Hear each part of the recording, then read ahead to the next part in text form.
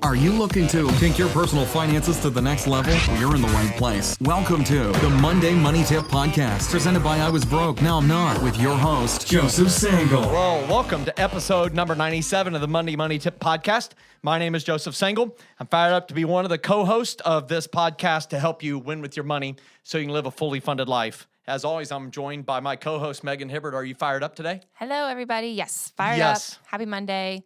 Yes, happy Monday. And as we record this, I'm wearing a hat, if you're watching on YouTube, which is not my normal. However, I have coronavirus hair, which has become a thing, COVID hair.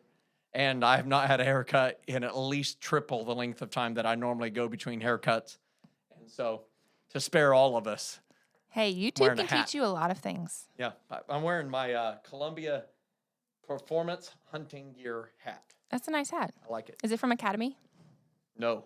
Oh, I think they have it there. From Bass Pro Shops in Anchorage, Alaska. Oh. Fired up. No sales tax in Anchorage, Alaska. There you go. It's a nice hat. Thank you. So today we're going to talk about what? Today we are talking about non-traditional investments. So our question is, I'm tired of watching my investments go way up, like at this exact moment it is up, no telling what it will be in a few days, and way down in my retirement account. Can you tell me about alternative ways to invest, preferably some with zero risk? Well, get in line with being one of those that's tired of watching things go way up and down in the wild swings. No one likes that. I don't know of a single human being who loves that. Well, you like the way ups. Unless you're a day trader. The way downs are the hard part. Yeah, that's right. There's sheer terror associated with any roller coaster ride going straight up and straight down. There really is. You know, when the roller coaster is clicked in and it's taking you to the top and it's like really high. Yeah. And then it drops you off the other end and it looks like you're going to go in a hole that's going to tear your head off. That's kind of what it's like when you're seeing the stock market go up and down like it has over the last couple months. So we're going to talk about that, and we're going to talk about alternative ways to invest. And then I love that, preferably some with zero risk. We're going to think a long time about that one, but can't wait to get that. But tell everybody about our featured resource for this month. Yes, our featured resource for this month is actually your book, I Was Broke, Now I'm Not. So we're in a crazy unknown season right now, and this book provides some extremely helpful and practical steps for your money journey. Whether you're looking for help preparing a budget, calculating your debt freedom date, or the amount of money needed for retirement, capturing the power of compound interest, investing, or insurance, there's something for everyone. So just visit iwbnin.com/help for 25% off plus free shipping if you live in the U.S. That's awesome. Yep. And so I Was Broke, Now I'm Not. It really helps you with the practical fundamentals of blocking and tackling your finances and winning with those. Yeah, I feel like it could be extremely helpful for people right now because it's the basics, which is what a lot of people might need of, hey, I just need to save some money, or hey, I need to learn how to do this, or how to do, I need to get my debt under control. I need to start investing. The market's been really low. I've always wanted to dive into that. Something to think about. It's a great resource for that. So awesome. I hope you check it out, iwbnin.com/help. And now we're to that magical time, that magical moment of the Monday Money Tip Podcast. Let's go. Now it's time to get caught up with our current money events. This portion of the podcast is sponsored by the 0% interest balance transfer credit card page at I Was Broke, Now I'm Not. If you accidentally ran up a balance, this is a great way to eliminate all of the interest and speed up your your way to debt freedom. Click I Was Broke, Now I'm Not. Oh, no, just kidding. Check it out at iwasbrokenowimnot.com and click on next steps, then 0% credit cards. There's a lot of mouthfuls in there. 0% interest balance transfer credit card. Yeah, it's a lot of words. It's very hard to say. It's exactly what it sounds like. It's 0% interest. You transfer a balance over to it, and it is a credit card. Yep. Pretty awesome. And it was a great way that I got traction paying off my debt. Lots of people have utilized that to lower their interest from that 19.99, 21.99, 27.99% to 0% for up to 18 months, which is fantastic. So I urge you to check those out or check out an offer that you get in your mailbox. But today, for our current money events section, I'm talking about interest rates. Interest rates, mortgages, mortgage interest rates, savings interest rates, CD interest rates. And then I'm going to come up with a new phrase called the Sangle Angle. I like it. I noticed that. I think it's good. Yeah. So for the 30-year mortgage, right now it's 3.25% to 3 3/8%. That's unbelievable. 3.375%. That's unbelievable for 30-year mortgages. If you want a 15-year note, it is 2.5% to 2 5/8, 2.625%. So that's really phenomenal. So we have gotten a lot of people asking, should I refinance right now? That's so right. what would you say? So what I would say is if you plan to be in your house for the next 3 years or longer, and you're paying at least 1 point of interest more than these interest rates, it's going to make sense for you to refinance. I will tell you, we're going to have an episode to talk about this in the very near future of how do you calculate what the right decision is. The one thing I would tell you is be very aware that when they say it's a no cost to you, no out-of-pocket cost to you refinance, a lot of times they add $3,000, $4,000, $5,000 of restructuring cost to get you refinanced. Yeah. And I think there's so many people wanting to do this and so many banks that are eligible to do this that you should shop for a deal. And so we're going to talk about that in more detail. That's good. Savings interest rates have not plummeted at the rate that we thought they would. If you have a dollar minimum deposit, well then 1.5 to 1.55%. Again, one of our favorites is there, Marcus. Marcus.com, Marcus.com. And if you have a $5,000 deposit, you can get up to 1.75%. So it's pretty awesome, but you have to keep the $5,000 in there. CDs, 1 year is 1.5 to 1.7%, so you can lock it in for 12 months. If you want to lock in your money for 3 years in a CD, it's 1.55% to 1.75%. You only get 0.05% more on average. That's not a lot for locking it up for 3 years. It tells you a lot about what they think is going to happen to interest rates in the future. They feel like may go down. And then 5 year, you only get, 10 basis points or 0.10 points. It's 1.60% to 1.80%. And so what I would just tell you in the single angle is it is unlikely that interest rates will go up in the near or midterm for either savings or debt interest rates. So I want you to refinance, but I want you to get a deal. And if you have your money in savings at your local big bank, it's time to fire your big bank. And it's time for you to go to Marcus.com or Ally.com. We got a bunch of links on our next steps area of the website. But I just encourage you, pay attention to these interest rates.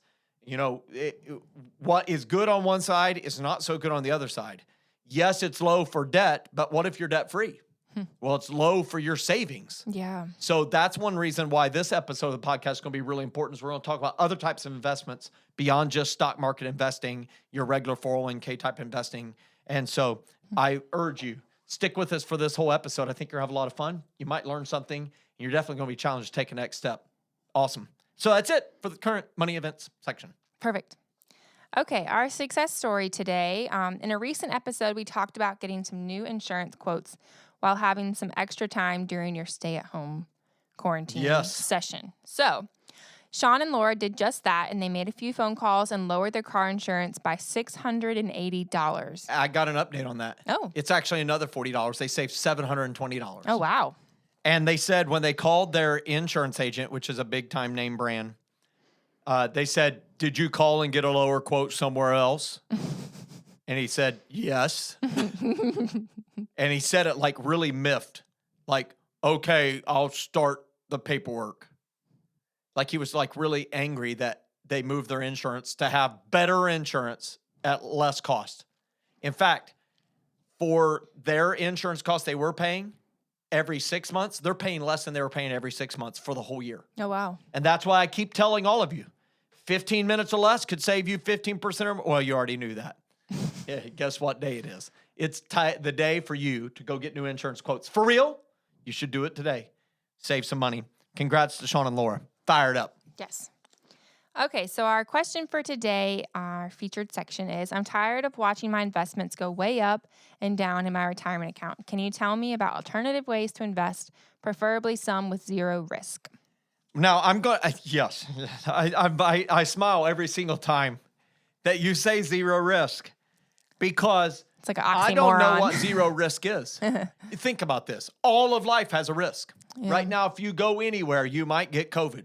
I don't want anybody to give it, but it's a risk. Yeah. You get in a thin metal aluminum tube and fly 5 miles above planet Earth's surface, called an airplane. I think it's a good idea. That's risk. Yeah. You get in a car, that's a risk. Breathing air is a risk. There is risk to everything. And so I think that is something that we have to explain for all of our listeners yet again. Most of you know it. I just want to remind you again. There's no such thing as an investment that has no risk. Yeah. In fact, some people say, I'm saving my money in a jar so that I have no risk.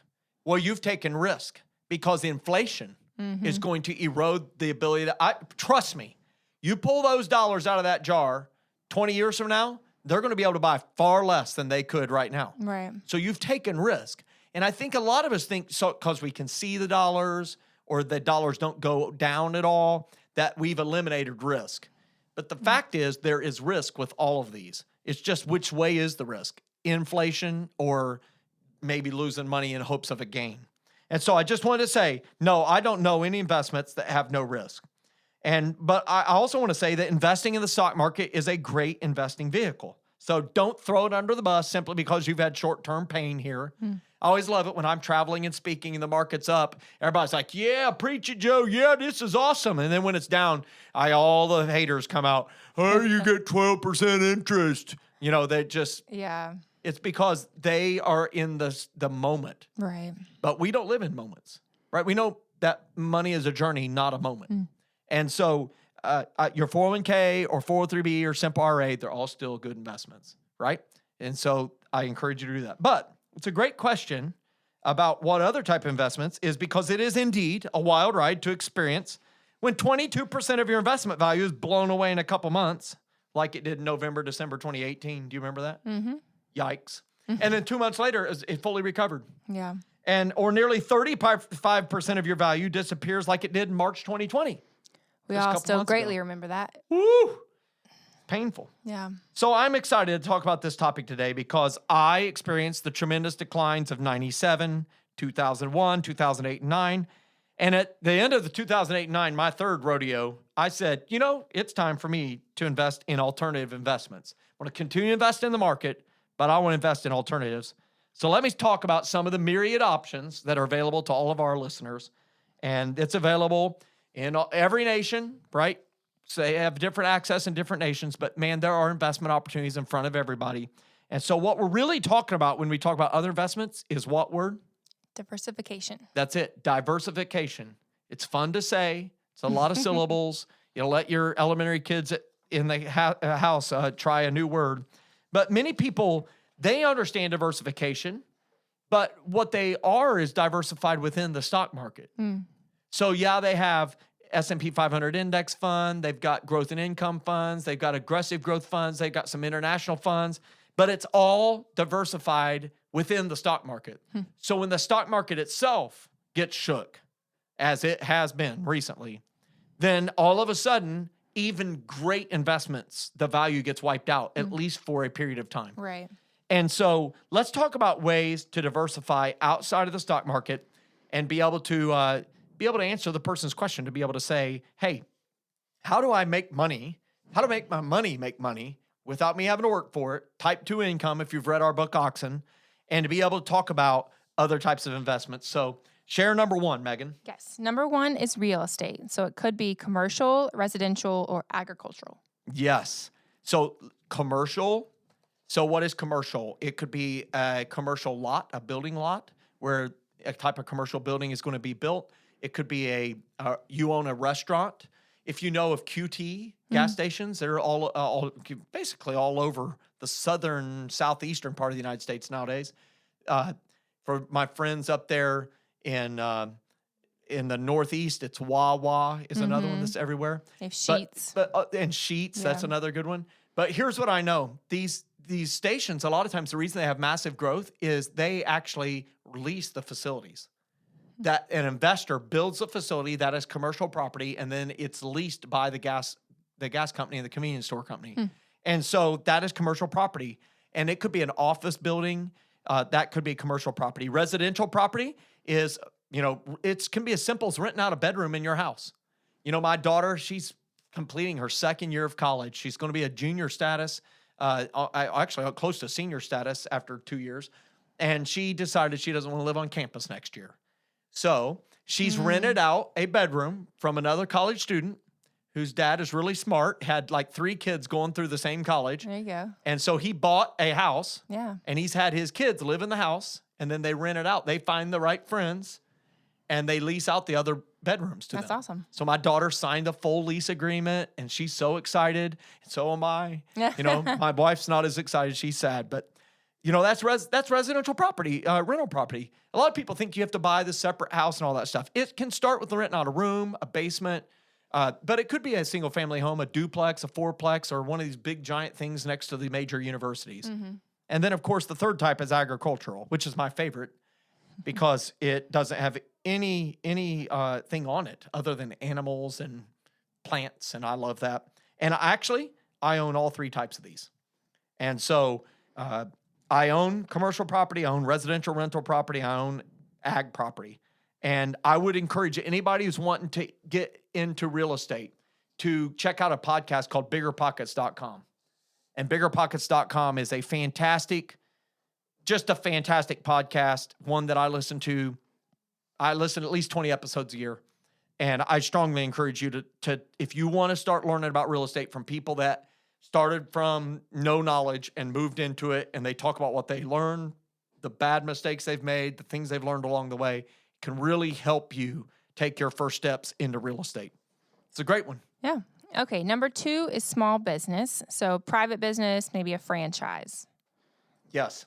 So small businesses. So this is the heartbeat of America. It's the heartbeat of any great economy is small business. And what is small business? It's really where you have an idea and you bring that idea to life, and other people like your idea so much that they're willing to exchange money for it. It's a good concept. Isn't that a good concept? And so you have a small business. Yes. Yes. She does. You should see I'm her like, on YouTube right now. Like, she's like, I do? Yes, I do. You do? And so tell everybody about your small business. Yes. So I designed a couple book covers for you. Yeah. And in turn, other people have started asking me to design book covers and Yeah. promo social media images and that kind of stuff for them as well. So if you see my book, I Was Broke, Now I'm Not, here on the screen, you see my new book, 2020 Money. Megan is the designer of that. And really, you discovered that passion for that over the last 3 or 4 years, 5 years while you've been at I Was Broke, Now I'm Not. You found out you had a good skill at that and loved it. Yeah. And then, we published a resource on how to self-publish your own book. And so that gave us the chance to be able to say, hey, Megan is the person who did this, and it's giving you side work. And it gives you, I would say, it does 2 things. One is it generates money, which is awesome. It is always nice. And 2, it is something you're passionate about. Yeah. Which is awesome. It's fun. Yeah. I really enjoy it. And so you've done some websites and all that stuff too for some businesses as well. Yep. And so I too love this. And so small business is an investment. And so I own several, as you guys know, small private businesses.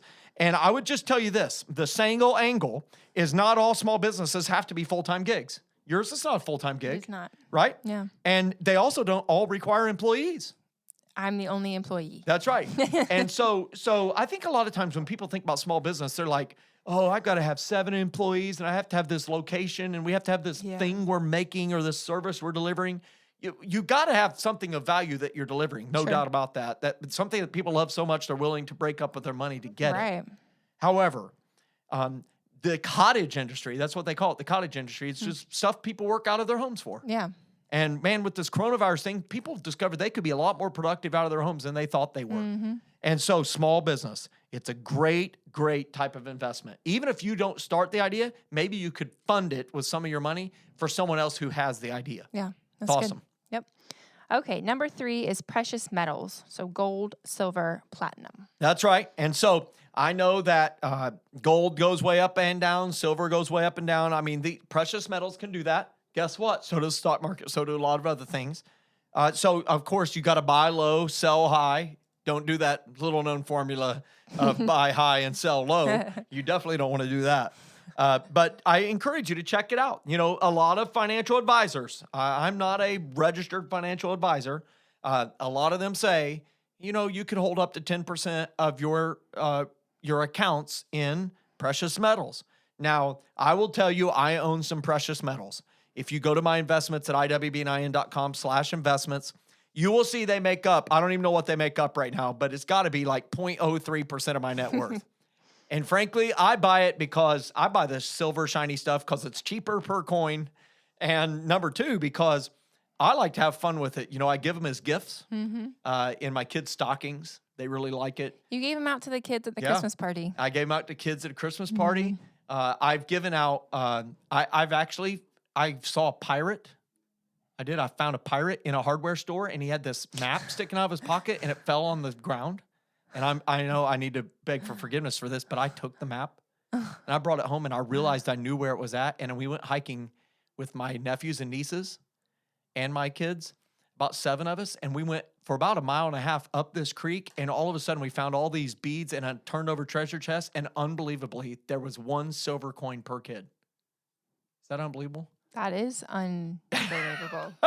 And I'll tell you right now, they're all like under this age of 8. The 8-year-old's a little skeptical, but the rest are like, oh my goodness, this is unbelievable. They don't question anything. It's awesome. And I helped them make a memory. And so I do things like that. And I know it costs like $15 for a troy ounce of silver or whatever right now. But you know what? There's been days it's traded for $34 a troy ounce. And so it can be an alternative investment. And so I encourage you to check out. I have a website called kitco.com, KITCO.com. Kitco is a great place to find prices, the going prices for gold and silver. All right. Number 4 is collectibles. So yes. Antiques, wine, art, guns, toys, or things like the Beanie Babies. Yes. And silly bands. Yes. I actually have a butt ton of Beanie Babies Yeah. that I'm just waiting for the day. There you go. My niece asked me if she could have them, and she's 10, and I had to say no. Oh, man. I know. I was like, sorry, it's going to fund Logan's college one day. Collectibles are super important for a lot of people. And what I would tell you, because they're important to a lot of people, that can make the value of them go up. Yeah. You know, a lot of Thai Beanie Babies aren't worth more than the day you bought them. It's true. However, there are a few. Yeah, like the that Princess are worth Diana ones. A lot of money. Yeah. The Princess Diana one is the number one. I feel like there's another one. Yeah, I looked at it. I actually recently that came researched this. out. I looked it up. It was pretty funny. Maybe we should show some pictures on the YouTube video, just showing pictures in there. But, you know, think about antiques. My dad he loves doing this stuff. They call this, what do they call it? Junking or pickers. Oh, they call it. You heard the show American Pickers? Yeah. There are people, man, they specialize in fine wines. I mean, I went on a little anniversary trip with my bride to Napa outside of I love Napa. San Francisco. It's It's so unbelievable. beautiful. And went to Sonoma and all that. And there are some people that are just flat crazy about wine, and they I'll have be spending some money. this certain year, and when they hear this certain year and there's certain thing, I have no idea. I mean, I just know, you know, that you go to Aldi and it's about 1/100th of the price of that. It's $4. And I can't tell any difference, but I'm just saying. But, you know, I would just tell you this. Art is another one. Guns. There are so many people who collect guns. Oh, yeah. Old toys. And so I have friends who deal in all sorts of these collectibles. One of them is Legos. So he literally has a warehouse of Legos. Oh, wow. And he can't bring himself to open boxes of Legos anymore because he kind of has a feel he knows. And he'll buy the certain ones that he knows, hey, these are going to be in demand 5, 10, 15 years from now. And he just lets them go sit. And then he brings them on the market. And he literally makes his living buying and selling Legos. Wow. How awesome is that? And so collectibles can be a great way. And from an investment or even turning it into a small business where your investment becomes a small business. Wow. Isn't that interesting? Maybe if you have some collectibles, you could tell us what they are. Maybe somebody would want to buy them. Who Yeah. knows? All right. Number 5 is lending. Yeah. So this is an interesting investment. We're talking about alternative investments to just stock market. And lending is something that's really come to just natural stuff because of the internet. And so peer-to-peer lending networks happen where people they submit, their credit gets checked, and then their funding gets crowdsourced for their loan. And based upon the credit rating, you can charge lower interest rates because you have more confidence that you're going to get all the money back. If you have terrible credit, you're taking a bigger gamble, but you can make 10, 12, 14%. So you function as the bank. Wow. I never heard of that. Now, they do this at another level when it's people putting up money for real estate investors and they can't borrow any more money from the bank, so they have to go to private people or even a bunch of these buy here, pay here car lots. They have a hard money lender. And so that person says, hey, look, I'll give you access to $50,000, but you got to pay me 12% a month. So I got to get $6,000 interest on top of my money every month, plus my money back. Hard money lending. Sure. And if you've watched any of these shows of Tariq El Musa or whatever his name is, Flip or Flop. Have you seen that show? Yeah. And you'll hear them talk about hard money lending. And if you watch or listen to that podcast, biggerpockets.com, you'll hear them talk about hard money lending as one way to get your deal funded. And so this can be a great type of investment. All right. Number 6 is intellectual property and rights. Yes. So intellectual property, so-called IP and rights. So patents, music. So the story that I researched, just to kind of share this one, is that way back in the mid-'80s, Michael Jackson collaborated with Paul McCartney on an album. And he came to him and said, hey, Paul McCartney told him, hey, one of the ways that I found is very lucrative is to buy the rights of other artists' music, of big hits, where you can buy the rights. You know, a lot of times the musician does not have the rights to their own music. And Paul had learned this because he and John Lennon had lost a lot of their rights. They had signed them away unknowingly, unwittingly, when they got some of their early deals. They didn't have their music. The stuff they wrote, they birthed. They were getting a small fraction of what they should have because they signed it away. Wow. Well, Michael was listening, and it wasn't maybe 10 years later that Michael Jackson purchased all of the Beatles' music rights. And it actually caused a rift in their relationship. But he actually owned it all. And it actually, he bought it, I believe, for somewhere around $40 million. Whoa. And as I was researching it, he sold it to Sony, his half of it, for his estate has sold it for $750 million. Shoo. Get fired up. So Wow. Here's the thing. If you have more than $100,000 in your retirement account, and many people listening, I know you do. Now, if you don't have that yet, you're going to get there because you're listening to this podcast. We're going to help you over the next 10, 15 years get to $100,000 in your investment accounts. It's going to happen. Follow this stuff. It will work.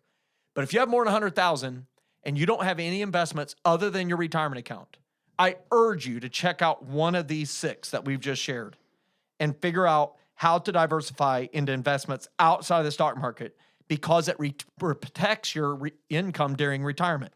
So what are the chances that all of these things could dry up at once? That your real estate would dry up, your 401k, and a small business, and precious metals, and collectibles, and lending, and intellectual property rights? Pretty Unlikely. Slim. Yeah. And so set a goal to have at least 3 sources of income at retirement. You probably have Social Security. Some of our listeners also have a pension. Most have a retirement account. And once you get 3 sources of income, seek to add additional streams of income. Ultimately, I encourage you to seek to get 7 or 8 sources. Why?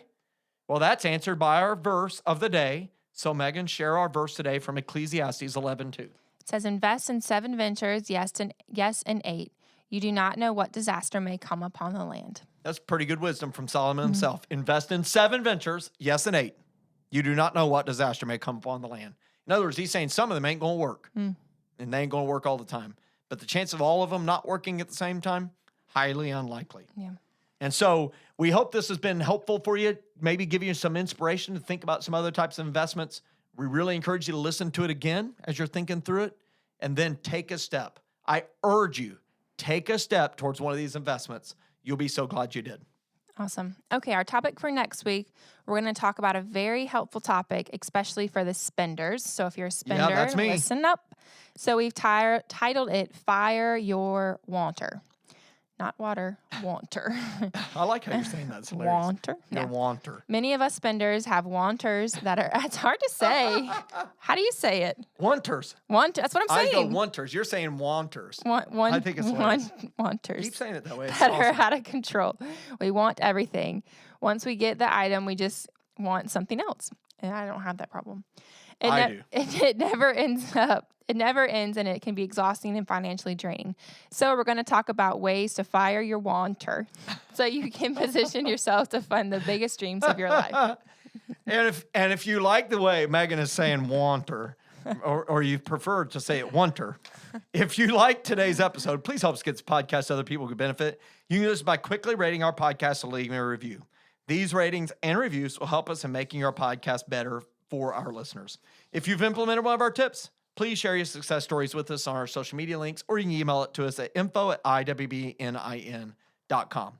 I'll finish with some words from one of my friends, Carrie Newhoff, that our bold moments are our best moments. So be bold. Take a big step this week with your investments. it'll be your best moment. Peace. See you next Monday. Thanks so much for listening to this episode of the Monday Money Tip Podcast, presented by I Was Broke, Now I'm Not. If you enjoyed today's episode, please leave a review and subscribe. And for more great content and to stay up to date, visit iwbnin.com. We'll catch you next time.